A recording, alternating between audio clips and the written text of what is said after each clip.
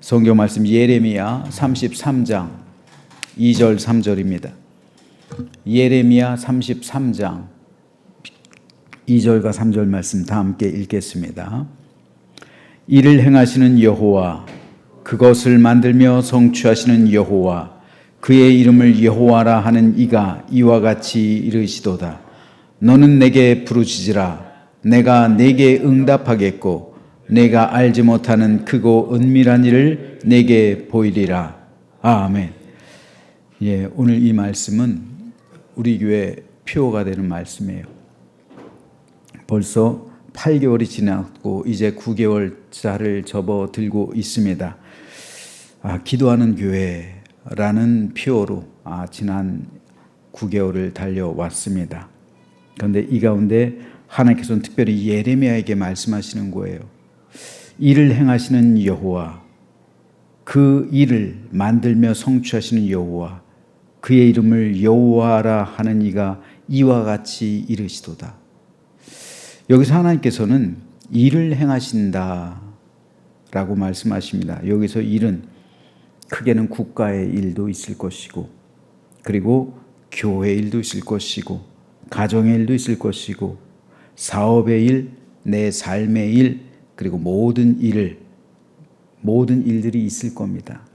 그런데 그 모든 일들을 만들며 성취하시는 여호와께서 말씀하신다는 거예요. 그 모든 일은 하나님의 주권 아래에 있다는 겁니다.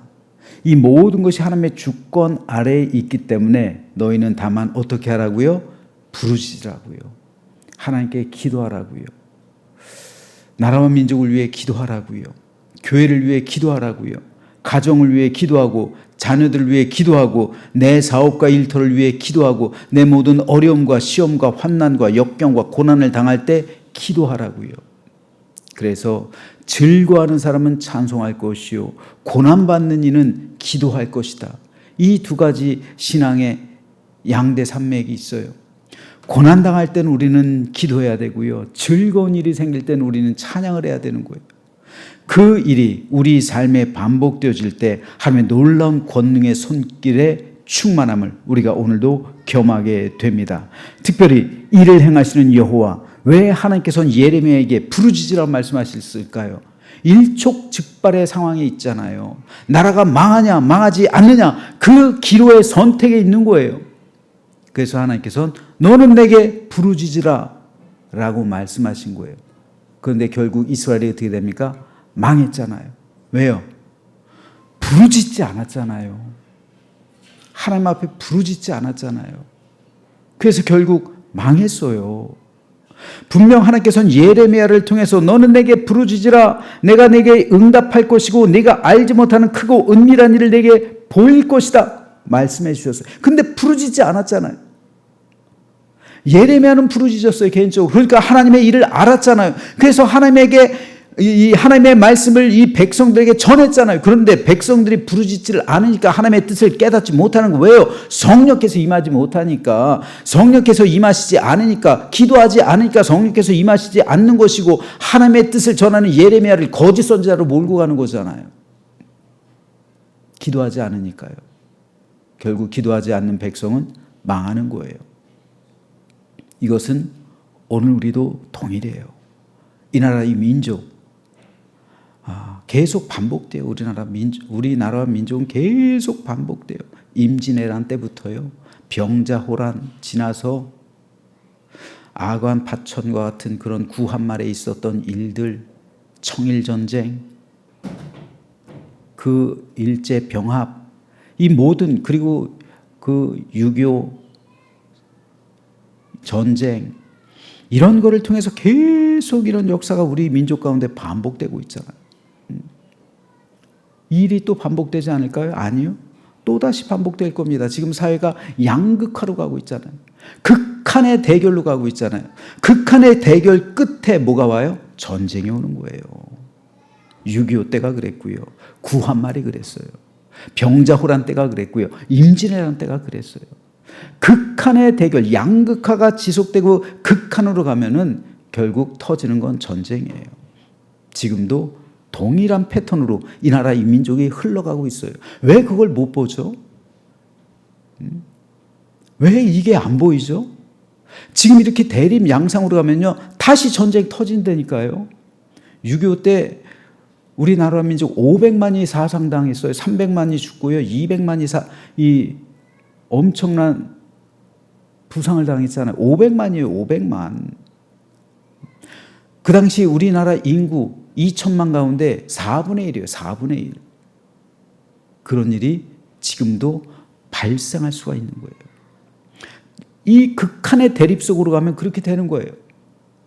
너무너무나도 위태위태해요. 안타까워요. 미국도 그래요, 지금. 미국도 극한의 대결로 가니까 어젠가요? 한 사람 또 암살당했잖아요. 이렇게 되면 미국이 먼저 쪼개지겠어요? 이렇게 다가도. 큰일입니다. 그런데 이렇게 된 이유가 뭐예요? 미국이 하나님께 기도하기를 멈추는 순간부터 이런 일들이 극한으로 퍼지게, 유럽도 마찬가지예요. 하나님께 기도하기를 멈추는 그 순간부터 동성애 차별금지법이 통과되고 마찬가지잖아요. 미국도 그렇고 우리나라도 마찬가지예요. 그러니까 너는 내게 부르짖으라. 내가 내게 응답할 것이고 내가 알지 못하는 크고 은밀한 일을 내게 보여줄 것이다. 이 말씀은 현재 오늘 우리의 삶 속에서 얼마나 중요한지 모릅니다. 기도하지 않는 나라와 백성은 망해요. 기도하지 않으면 미국도 망합니다. 기도를 잃으면 유럽도 망해요. 기독교 국가들이 지금 다 반기독교 국가가 되고 있잖아요. 이것은 심각한 문제예요. 영국이 한때 존 웨슬리 때 기도의 부흥운동이 일어났어요. 사회가 변혁이 됐어요. 미국이 한때 아주사 부흥운동이 일어났어요. 기도의 운동이잖아요. 우리나라도 한때 기도의 부흥운동이 일어났어요. 근데 지금은 기도가 식었어요. 기도가 식었어요. 여러분, 당장 우리 교회부터 보세요. 기도하러 나오신 분들 얼마나 됩니까? 기도가 식었어요. 죽어 있단 말입니다. 이래서 어떻게 나라와 민족이 살까요? 이래서 어떻게 교회가 부흥할까요? 이렇게 어떻게 개인의 심령이 살까요? 이래서 어떻게 가정 가운데 신앙의 세습이 신앙의 계대가 있을까요? 쉽지 않은 거예요. 기도하지 않는 민족은 망합니다. 기도하지 않는 교회는 망합니다. 기도하지 않는 가정도 망합니다. 기도하지 않는 영혼은 망하는 거예요. 그렇기 때문에 너는 내게 부르짖으라. 내가 너에게 응답할 것이고 내가 알지 못하는 크고 은밀한 일, 즉 하나님의 일을 보여주신다는 거예요. 그리고 그 일로 우리를 이끌어 주신다는 거예요. 우리 교회가 기도하니까 갑자기 이런 리모델링 된 교회가 나오잖아요. 꿈만 같아요. 이상해요. 생각할수록 이상해요. 갑자기 생겨났어요. 이런 형태의 교회가 갑자기 생겨났어요. 기도하면 하나님께서 행하시는 거고요. 제가 이번에 리모델링 하면서 느낀 게 있어요. 기도하면 하나도 안 힘들어요. 하나님께서 일을 하시면 힘든 게 하나도 없어요. 그냥 사람이 하려고 하니까 힘든 거예요. 사람이 하려고 하면 이게 얼마나 힘든 일이겠습니까? 근데 하나님께서 하시니까 하나도 안 힘들어요. 그냥 어디서 뚝 떨어진 것 같아요. 여러분, 그러므로 기도해야 됩니다. 기도하지 않으면 내 영혼이 먼저 죽고, 기도하지 않으면 우리 가정이 죽고, 우리 교회가 죽고, 나라와 민족이 죽어요. 그렇기 때문에 바라기는 기도하는 교회들이 많아졌으면 좋겠어요.